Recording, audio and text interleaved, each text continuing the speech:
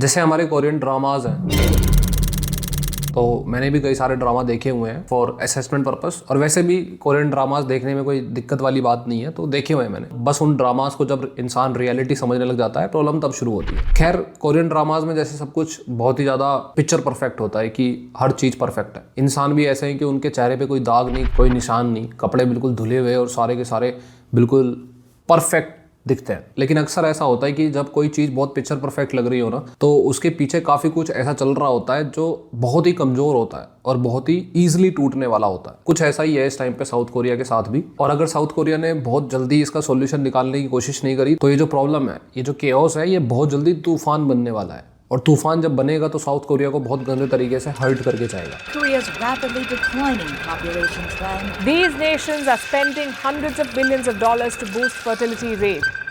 South Korea एक ऐसा country है, खास करके एशिया में बहुत ही कम कंट्री हैं जो बहुत ही अच्छे लेवल पे डेवलप हो चुका है। लेकिन इस डेवलपमेंट के ना अपने अपने साइड इफेक्ट्स हैं, और उसका एक साइड इफेक्ट है फर्टिलिटी रेट, जो हर देश में देखा जाता है यूजुअली, जो ज़्यादा अच्छे खासे लेवल पे डेवलप हो चुके हैं। फर्टिलिटी रेट क्या होता है, बहुत ही सिंपल लैंग्वेज में समझाता हूँ। इसका मतलब होता है कि एक औरत जो है वो कितने बच्चे पैदा कर रही है ऑन एवरेज अपनी रिप्रोडक्टिव साइकिल में। इसका अंदाजा हम क्यों लगाते हैं, ताकि हम ये देख सकें कि हमारे देश की जो पॉपुलेशन है वो कितनी तेजी से बढ़ रही है या फिर वो क्या घटना शुरू हो चुकी है। अंदाजा तो हम इस बात से भी लगा सकते हैं कि एक कपल जो है वो कितने बच्चे पैदा कर रहा है। लोगों के डाइवोर्सेस और दोबारा से शादी वगैरह होती हैं, तो वो एक बेस्ट तरीका नहीं है। बेस्ट तरीका है कि आप लेडीज़ को लो और लेडीज़ के हिसाब से ये काउंट कर लो कि ऑन एवरेज कितने बच्चे पैदा हो रहे हैं। इसी बोलते हैं फर्टिलिटी रेट। और स्टैटिस्टिक्स और डेटा के हिसाब से ये बोला जाता है कि अगर 2.1 किसी देश का फर्टिलिटी रेट है ना, तो उस देश की पॉपुलेशन ना तो बढ़ रही है ना घटेगी, वो स्टेबल हो जाएगी इस टाइम पे अगर 2.1 है तो। और ये बहुत ही ऑब्वियस सी बात है कि अगर दो लोग शादी करके या बिना शादी करके भी बच्चा पैदा कर रहे हैं, तो उन्हें 2 बच्चे तो पैदा करने ही पड़ेंगे, तभी तो पॉपुलेशन स्टेबल होगी। 2.1 इसलिए है क्योंकि सारे लोग शादी नहीं कर पाते, सारे लोग बच्चे नहीं पैदा कर पाते, और कुछ लोग शायद पहले ही उनकी डेथ हो जाती है इस शादी वगैरह पहुंचने तक, बच्चे पैदा करने तक। खैर, 1950s के टाइम पे हमारे इंडिया देश का जो फर्टिलिटी रेट था वो था अप्रॉक्सीमेटली 6 से भी ऊपर। इसीलिए हमारे देश की जो पॉपुलेशन है वो बहुत ज़्यादा पॉपुलेशन है, और हम पूरी दुनिया में पॉपुलेशन के मामले में टॉप पे ही आते हैं। ऐसे ही साउथ कोरिया की भी जो 1950s या 1960s में फर्टिलिटी रेट था वो 6 से ज़्यादा ही था। इनफैक्ट इंडिया से भी शायद थोड़ा ज़्यादा हो, तो कोई चौंकने वाली बात नहीं है। साउथ कोरिया की पॉपुलेशन भी अच्छे से बढ़ी, लेकिन साउथ कोरिया डेवलप बहुत तेजी से हुआ, और डेवलपमेंट की एक कॉस्ट ये थी कि उनका फर्टिलिटी रेट बहुत तेजी से गिरा। जो 1960s में या 50s में 6 था, वो आज के टाइम पे है 0.72। हमारा इंडिया का इस टाइम पे है अप्रॉक्सीमेटली 2.01। आने वाले टाइम में इंडिया की पॉपुलेशन बहुत तेजी से नहीं बढ़ेगी, या फिर शायद ना बढ़े कुछ खास। पर साउथ कोरिया की जो 0.72 है ना फर्टिलिटी रेट, इसका असर उनके कंट्री में साफ साफ दिखाई देगा। आज के टाइम पे अगर साउथ कोरिया की पॉपुलेशन 5 करोड़ के अप्रॉक्सीमेटली है, तो 2060 में ये पहुंच जाएगी 3.5 करोड़, और उसके बाद 2100 में शायद ये पहुंच जाए 1.5-2 करोड़। अब शायद कुछ लोगों को लगे कि भाई 1.5-2 करोड़ इनफ पॉपुलेशन है, इनफैक्ट पॉपुलेशन तो कमी होनी चाहिए, फालतू में भीड़ इकट्ठा करके क्या फायदा, नुकसान होता है। दिक्कत वाली बात है, क्योंकि अभी जो आपको दिखाई दे रहा है वो सिर्फ पॉपुलेशन का डिक्रीज होना दिखाई दे रहा है, बाकी सारे फैक्टर्स दिखाई नहीं दे रहे, जो मैं आपको अभी रियलाइज कराना शुरू करूंगा। एक एग्जांपल के तौर पे मैं शुरू करता हूँ, थोड़ा दिमाग लगेगा आपका यहाँ पे, क्योंकि मेरी वीडियोज इस टाइप की होती हैं कि आप ऐसा नहीं है कि कुछ और चला के साइड में और भी वीडियो देख लो। एंटरटेनमेंट की वीडियो नहीं है, समझने की वीडियो है। पर हाँ, मैं ये प्रॉमिस कर सकता हूँ कि ऑलमोस्ट हर वीडियो के बाद आपको थोड़ा सा ज़्यादा स्मार्ट कह लो या फिर थोड़ा सा ज़्यादा समझदार होने का ही मौका मिलेगा, इतनी मेरी कोशिश हमेशा रहेगी। खैर, एग्जाम्पल शुरू करता हूँ। सपोज करो कि साउथ कोरिया में सन 2000 में जो औरतें थीं या फिर आदमी थे साथ में मिला के, वो थे 100 आदमी और 100 औरतें। अब फर्टिलिटी रेट लेट सपोज सन 2000 में था 4, तो जो बच्चे पैदा हुए वो हुए 400। और आइडियल सिचुएशन मान लेते हैं कि 200 लड़कियां और 200 लड़के पैदा हुए। सन आया 2025 और दोबारा से एक साइकिल शुरू हुई, रिप्रोडक्टिव साइकिल। उससे पहले बीच में कोई साइकिल हुई ही नहीं, यही बच्चे पैदा होंगे अब 2025 में दोबारा। ये एक हाइपोथेटिकल सिचुएशन है। तो हमारे पास बच्चे पैदा करने के लिए जो पॉपुलेशन है वो कितनी है, 200 लेडीज और 200 जेंट्स। और 2025 में आज के टाइम पे जो साउथ कोरिया का फर्टिलिटी रेट है वो है 0.72। 200 लेडीज के हिसाब से जो बच्चे पैदा होंगे वो होंगे 140। अब सीधे हम पहुंच जाते हैं 2050 में, जो अगली साइकिल होगी। इस टाइम पे जो बिल्कुल यंग पॉपुलेशन है, जो बहुत ज़्यादा मेहनती है, एम्बिशियस है, वो कौन है? वो सिर्फ वो 140 लोग हैं जो 2025 में पैदा हुए थे। बाकी जो सन 2000 में पैदा हुए थे 400 लोग, और सन 2025 में जिन्होंने दोबारा से एक साइकिल शुरू करी थी वो 400 लोग थे टोटल। उनकी उम्र इस टाइम पे कितनी हो चुकी है? 50 साल। तो वो भी बहुत ज़्यादा एफिशिएंट नहीं है, बहुत ज़्यादा काम के नहीं है। हो सकता है कि वो काम कर रहे हो, खैर काम कर भी रहे हैं तो ये बहुत ही कोई अच्छी खबर तो है नहीं कि 50 साल का आदमी काम कर रहा है। सपोज कर लेते हैं कि उसका रिटायरमेंट का टाइम आ चुका है, तो 400 लोग तो वो हो गए जो 2000 में पैदा हुए थे, 200 लोग वो हो गए जो 2000 में शादी कर रहे थे, ये हो गए 600 लोग, और 150 लोग वो हैं जो 2025 में पैदा हुए थे, ये हो गए सीधे सीधे 750 लोग। लेकिन वो पॉपुलेशन कितनी है जो मेहनत कर सकती है, जो एम्बिशियस है और जो देश की इकोनॉमी में बहुत ज्यादा कंट्रीब्यूट करती है? सिर्फ और सिर्फ 140 लोग। यानी कि 140 लोगों को 750 लोगों का भार अपने कंधों पे लेके चलना पड़ेगा। अभी और आगे सुनो आप, 2050 में भी ये जो 140 लोग हैं ये भी तो एक नई साइकिल शुरू कर रहे हैं जिसमें नए बच्चे पैदा होंगे। अब यहीं से आपको सब समझ में आ जाएगा। पहले तो यह है कि जब 140 लोगों के ऊपर 750 लोगों की जिम्मेदारी आप दे दोगे और ऊपर से आपका देश जो है वो अच्छा खासा डेवलप्ड है और महंगाई अच्छी खासी बढ़ चुकी है, लोग भाग दौड़ में लगे हुए हैं, ऐसे टाइम पे वो लोग 750 लोगों के अलावा और बच्चे पैदा करके उनकी रेस्पॉन्सिबिलिटी लेने की हिम्मत कहां से लाएं? तो पहली तो आपको ये इक्वेशन समझ में आ गई कि फर्टिलिटी रेट गिरता क्यों जा रहा है। साउथ कोरिया के डेवलपमेंट के साथ में जो लोग जवान हैं, जो लोग मेहनत कर रहे हैं, वो जॉब, मेहनत, स्कूल, कॉलेज और दुनिया भर की भाग दौड़ में फैमिली बनाने की रेस्पॉन्सिबिलिटी को उठाने के लिए सक्षम नहीं है। और दूसरा एक और चीज जो थोड़ी फनी भी है कि एक डेवलप्ड कंट्री की जो लाइफ एक्सपेक्टेंसी होती है ना, लाइफ एक्सपेक्टेंसी होती है कि एक इंसान कितना लंबा जी सकता है। तो साउथ कोरिया की अच्छी खासी लाइफ एक्सपेक्टेंसी है 82 साल के आसपास। तो जो लोग बूढ़े हो रहे हैं ना, उनकी भी डेथ नहीं हो रही है। हालांकि ये मैं सिर्फ एनालिसिस पर्पस के लिए बोल रहा हूँ, मैं ये नहीं कह रहा कि भाई ऐसा होना चाहिए या नहीं होना चाहिए, लेकिन उनकी भी डेथ नहीं हो रही है। तो कहीं ना कहीं जितनी बूढ़ी होती हुई पॉपुलेशन है, उनका जो लोड है वो लंबे टाइम तक उन्हीं लोगों पे चलता है जो जवान है। और ये एनालिसिस मैं कुछ हवा में नहीं दे रहा हूँ, ये आपके सामने कुछ ग्राफ आ रहे होंगे। पहला ग्राफ है जो 1950s का है, फिर आगे 1970s का, फिर जब कुछ और टाइम गुजरा उसका ग्राफ है, फिर कुछ और टाइम गुजरा आज के टाइम का ग्राफ है। इसमें आपको साफ साफ ये दिखाई दे रहा होगा कि जो यंगर पॉपुलेशन है, जो पैसा कमा सकती है, जो मेहनत कर सकती है, उस पॉपुलेशन का जो ग्राफ है, जो साइज है वो कम होता जा रहा है, और जो बूढ़े लोग हैं उनका साइज बढ़ता चला जा रहा है। लाइफ एक्सपेक्टेंसी उसमें काम कर ही रही है, और दूसरा जो फर्टिलिटी रेट गिर रहा है उसकी वजह से ये प्रॉब्लम क्रिएट होती चली जा रही है। खैर अब बात ये आती है कि साउथ कोरिया यहाँ तक पहुंच कैसे गया, और क्या डेवलप्ड कंट्रीज जो है वो ये प्रॉब्लम सारे कंट्रीज फेस करते हैं? सच्चाई ये है कि ऑलमोस्ट सारे कंट्रीज ही ये फेस करते हैं। जापान भी ये फेस कर रहा है, और जापान में तो अभी कुछ टाइम पहले कुछ न्यूज भी आई थी, जैसे वहां पे बच्चे पैदा करने के लिए आपको इंसेंटिव्स मिलते हैं। और ये सब हो क्यों रहा है? बहुत ही अजीब सी बात है। ये सब हो रहा है क्योंकि बहुत तेजी से डेवलपमेंट हो रहा है। कैसे? ये ध्यान से समझना। हमारी जो ये मॉडर्न अर्थव्यवस्था है, जो पूरी मॉडर्न इकोनॉमी हमारे अराउंड चलती है, इसी को हम कैपिटलिज्म बोल देते हैं, इसी को हम जीडीपी बोल देते हैं। ये सारा कुछ दो चीजों पे डिपेंडेंट है। पहला है प्रोडक्शन और दूसरा है कंजम्पशन। जैसे पहले सिर्फ आलू की या तो सब्जी होती थी या फिर आलू के पकौड़े होते थे। आज के टाइम पे आलू के चिप्स भी हैं, आलू के फिंगर चिप्स भी हैं, चिली पोटैटो भी हैं। वही चिली पोटैटो क्लब में भी मिलते हैं जहाँ पे बहुत ज्यादा महंगे होके मिलते हैं। तो आज के टाइम पे प्रोडक्शन को बढ़ाना है। आज का कैपिटलिज्म या फिर यूं कह लो मॉडर्न अर्थव्यवस्था यही है कि प्रोडक्शन को बढ़ाओ बहुत तेजी से और कंजम्पशन को बढ़ाओ बहुत तेजी से। बहुत बड़ी बड़ी कंपनीज बहुत प्रोडक्शन बढ़ाती हैं, और बाकी वो ही कंपनीज एड रन करने के बाद में लोगों को मोटिवेट करते हैं कि ज़्यादा खाओ या ज़्यादा एंजॉय करो, बड़े बड़े म्यूजिक फेस्टिवल्स में जाओ, कंसर्ट्स में जाओ, मूवीज देखो, थिएटर, मॉल्स। ये कंजम्पशन के तरीके हैं। दोनों चीज़ों को बढ़ाओ। ये चीज़ें बढ़ाई क्यों जाती हैं? ताकि गरीबी मिटाई जा सके, ताकि देश को या फिर दुनिया को ग्रो करा जा सके। और कहीं ना कहीं हर चीज हम कैपिटलिज्म पे ब्लेम नहीं कर सकते। कैपिटलिज्म अपनी चीज में सक्सेसफुल भी हुआ है, उसने गरीबी मिटाई है। वेस्टर्न कंट्रीज में ज्यादातर देशों की गरीबी मिटी है। इनफैक्ट मिडिल ईस्ट के भी कंट्रीज अच्छा परफॉर्म कर रहे हैं। एशिया में भी काफी कंट्रीज ऐसे हैं जैसे चाइना है, साउथ कोरिया है, जो ऑलरेडी डेवलप होने की तरफ मूव कर चुके हैं। इंडिया स्ट्रगल कर रहा है, लेकिन अगर देखा जाए स्टैटिस्टिक्स के हिसाब से तो इंडिया भी गरीबी से काफी ऊपर उठा है ऑलरेडी। और ये बहुत ही ऑब्वियस सी बात है कि जब आप प्रोडक्शन बढ़ाओगे तो आपको बहुत सारी फैक्ट्रीज और बहुत सारी कंपनीज खुलनी पड़ेंगी, और वो खुलेंगी तो आपको जॉब क्रिएट करोगे आप। हर इंसान को मेहनत करने का मौका मिलेगा, पैसे कमाने का मौका मिलेगा, और डेमोक्रेसी का जब फ्लेवर इसमें लगता है तो हर किसी के लिए इक्वल अपॉर्चुनिटीज बन जाती हैं। एटलीस्ट आइडियली तो बनी जाती हैं, और सब पैसे कमा पाते हैं और सब अपना पेट भर पाते हैं। धीरे धीरे चीजें महंगी भी होती हैं, लेकिन एट द सेम टाइम सस्ती चीजें भी मिलती हैं। अगर आप 5 स्टार होटल में जाके ना खाओ, अपने घर पे बना के खाओ, तो चीजें सस्ती पड़ जाती हैं। यही मॉडर्न इकोनॉमी है, और सबका पेट इसमें भर जाता है। और ये बहुत ही ऑब्वियस सी चीज है यार कि 1950s तक जो पुलिस वाले होते थे वो घोड़ों पे आते थे 1950s तक। अगर आप 2000 साल पहले भी जाओगे ना तो राजा महाराजा भी घोड़ों पे चल रहे थे। तो 2000 साल तक लोग घोड़ों से ही नहीं उठ पाए, और 1950 के बाद आज के टाइम लैम्बोर्गिनी से लेके F1 की गाड़ियां से लेके बहुत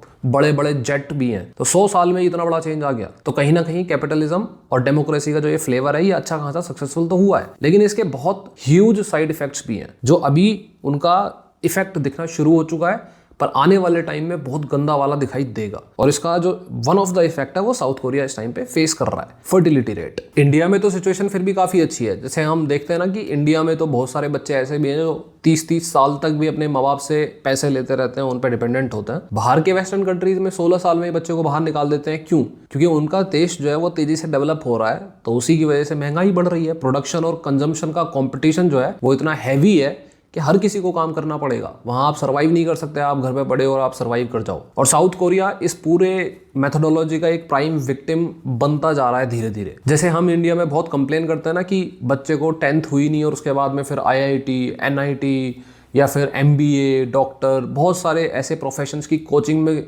डाल दिया जाता है जहाँ पे वो मेहनत करें, घिसें और फिर कुछ बन के निकले। साउथ कोरिया में ये हाल और भी ज़्यादा गंदा है। और ये मैं आपको एग्जांपल के तौर पे बताता हूँ। ये आर्टिकल है ग्लैनिको का, और इसमें 15 साल की एक बच्ची थी गर्ल्स स्कूल की, उसने अपने बारे में बताया और जो प्रॉब्लम्स वो फेस करती है उसका फीडबैक दिया। उसने बताया कि उसका जो स्कूल है वो 8 बजे स्टार्ट होता है, 8 या 8:10 पे स्टार्ट होता है, 12 बजे उसका लंच होता है, 1:30 बजे तक चलता है। 1.5 घंटे का लंच होता है। क्यों?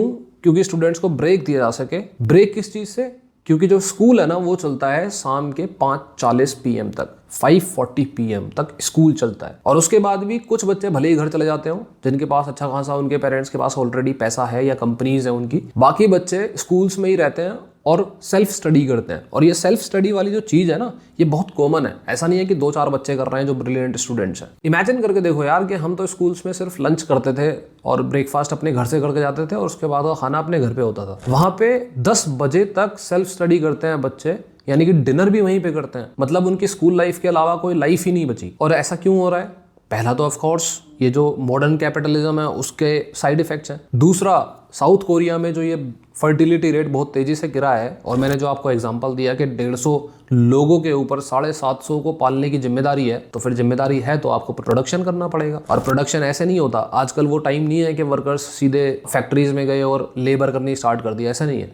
आपको स्किल्ड लेबर भी बनना पड़ेगा, आपको ऑफिस में भी जाके काम करना पड़ेगा, और वो बनने के लिए आपको दिन रात मेहनत करनी पड़ेगी। कंपटीशन बढ़ता जाएगा, महंगाई बढ़ती जाएगी। साउथ कोरिया ऐसा कंट्री है जिसके पास हाईएस्ट नंबर ऑफ रोबोट्स हैं उनकी इंडस्ट्रीज में। यानी कि अगर साउथ कोरिया में 10,000 बंदे काम करते हैं ना वर्कर्स, तो 1012 रोबोट्स हैं, यानी कि 10% रोबोट वाली फोर्स है। पूरी दुनिया में इतनी किसी के पास नहीं है। हालांकि ये अप्रिशिएट करने वाली बात है और हम यूजुअली पढ़ते हैं तो अप्रिशिएट करते हैं, लेकिन सच्चाई ये है जो हमें एक्नॉलेज करनी चाहिए कि उनकी मजबूरी है। इंडिया में तो ये रोबोट की जो संख्या है वो सिर्फ 10,000 वर्कर्स पे 3 या 4 होगा। साउथ कोरिया में 10% रोबोटिक फोर्स है, हमारे यहाँ 0.03%। ऐसा इसलिए है क्योंकि साउथ कोरिया में बहुत कम लोगों को बहुत सारे लोगों का बोझ उठाना है, स्पेशली आने वाले टाइम में। अभी तो टाइम आ रहा है जो फर्टिलिटी रेट का बहुत गंदा वाला इफेक्ट दिखाएगा, क्योंकि जो बच्चे इस लो फर्टिलिटी रेट में पैदा हुए हैं वो भी छोटे हैं, बहुत छोटे हैं। खैर ये जो प्रॉब्लम्स हैं ये बहुत सारे देश फेस करते हैं। USA, जापान, ये सारे देश थोड़ा थोड़ा इसको फेस करना स्टार्ट कर चुके हैं। यूरोप भी फेस करना स्टार्ट कर चुका है, लेकिन ये कंट्रीज मैनेज कर रहे हैं। जैसे यूरोप मैनेज कर रहा है, मिडिल ईस्ट मैनेज कर रहा है। कैसे? यहाँ पे ये लोग माइग्रेशन अलाउ करते हैं। ऐसे ही वहाँ पे बहुत सारे बाहर के लोग काम नहीं करते।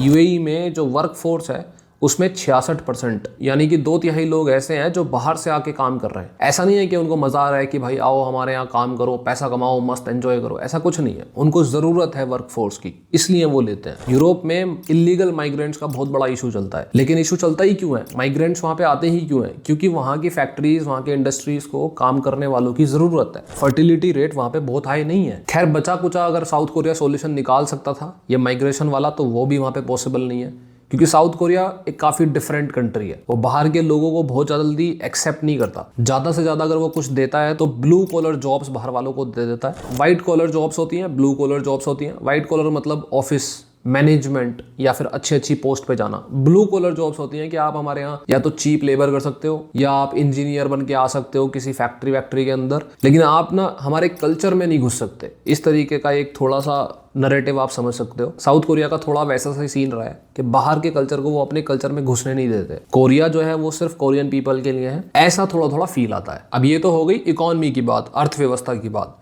लेकिन सिर्फ अर्थव्यवस्था पे फर्क नहीं पड़ता। इसके अलावा जो बाकी के फील्ड्स है ना, उस पे जो फर्क पड़ता है वो थोड़ा और डराने वाला है। जैसे साउथ कोरिया के बगल में कौन सा कंट्री है? नॉर्थ कोरिया, जिनसे उनकी जो 36 का आंकड़ा है वो बहुत लंबे टाइम से चलता हुआ आया है। अब आने वाले टाइम में सपोज करो 2050 या फिर 2060, वहां पे ये जो सिचुएशन है इनकी वो कमजोर तो होने नहीं वाली है, वो भी हो सकता है या आपस में अभी तब भी लड़ते रहे। नॉर्थ कोरिया का जो फर्टिलिटी रेट है वो बहुत ज्यादा डाउन नहीं है, 2 के आसपास ही है, थोड़ा बहुत नीचे है पर ज्यादा डाउन नहीं है। और होगा भी तो नॉर्थ कोरिया वैसे भी डिक्टेटरशिप है, वहां तो बर्थ रेट बढ़ाने में ज्यादा टाइम नहीं लगेगा, बस ऑर्डर्स पास करने की देर है। लेकिन साउथ कोरिया में जो बर्थ रेट है 0.72, इससे उनकी जो मिलिट्री है उस पे प्रॉब्लम आएगी। जब लोग नहीं होंगे तो आप मिलिट्री में लोग भेजोगे कैसे, और लोग नहीं भेज पाओगे तो डिफेंस करोगे कैसे। इनफैक्ट ये जो प्रॉब्लम है ये ऑलरेडी होनी शुरू हो चुकी है। जैसे एक आर्टिकल है CNN का, आपके सामने आ रहा होगा। साउथ कोरिया के एक एक्सपर्ट का मानना है, डिफेंस एक्सपर्ट का, कि साउथ कोरिया को हर साल 2 लाख लोगों की जरूरत है जो नए रिक्रूट हों उनकी आर्मी में। साउथ कोरिया में ऑलरेडी ये नियम तो है ही कि हर एडल्ट आदमी को 18 साल के बाद उसको 1.5-2 साल की मिलिट्री सर्विस देना जरूरी है, मैंडेटरी है। इसके बावजूद भी एक्सपर्ट का कहना है कि 2 लाख नए रिक्रूट्स हर साल साउथ कोरिया में आने चाहिए। लेकिन इस टाइम पे कितने आ रहे हैं? सिर्फ 1,25,000। ऑलरेडी जो संख्या है ना वो गिर चुकी है 2 लाख से जितनी जरूरत है, और अभी तो इसके रिजल्ट्स आए भी नहीं है। जो लो फर्टिलिटी रेट है वो आज के टाइम पे है ना, तो आज के टाइम के हिसाब से वो बच्चे अभी पैदा हो रहे हैं या फिर अभी 5-7 साल में जो पैदा हुए हैं वो हैं। अभी वो बड़े होंगे, जब उनका आर्मी में जाने का टाइम आएगा, मिलिट्री सर्विस देने का टाइम आएगा, तो ये संख्या और ज़्यादा गंदे तरीके से गिरेगी। और साउथ कोरिया के टॉप ऑफिशियल्स ने, आर्मी ऑफिशियल्स ने ऑलरेडी ये सोचना शुरू कर दिया है कि क्या हमें अब फीमेल के लिए भी जो मिलिट्री सर्विस है उसको मैंडेटरी कर देना चाहिए। ये हो गया मिलिट्री वाइज। एक और चीज है साउथ कोरिया के प्रोफेशंस या फिर कल्चर। जैसे हमारे देश में होता है कि लोकल लेवल पे बहुत कुछ बनता है, जैसे अभी होली के टाइम पे गुलाल गट्टे बड़े फेमस हुए थे, कोई लोकल इंसान वहाँ पे बनाते हैं, लोकल कल्चर है। बनारसी साड़ी, ऐसे बहुत सारे कल्चर हैं जहाँ पे डिफरेंट टाइप की चीजें बनती हैं। साउथ कोरिया में भी ऐसा ही एक आइलैंड है, जेजू आइलैंड। यहाँ पे फीमेल डाइवर्स हुआ करती थी। ये डाइवर्स क्या करती थी, कई हजार साल से चल रहा है ये काम, 1000 साल, और 1960 में ऐसी 43,000 डाइवर्स थी। ये डाइवर्स क्या करती हैं कि ये पानी में कूदती हैं और बिना किसी ऑक्सीजन वगैरह सप्लाई के, और नीचे जो सी फूड होता है, समुद्र में रहने वाले प्राणी, उनको पकड़ के लाती थी फूड के लिए। और ये प्रैक्टिस बहुत लंबे टाइम से चल रही थी। आज के टाइम पे ये पता है डाइवर्स कितनी इनकी संख्या पहुंच चुकी है? 4000, सिर्फ 4000। क्यों?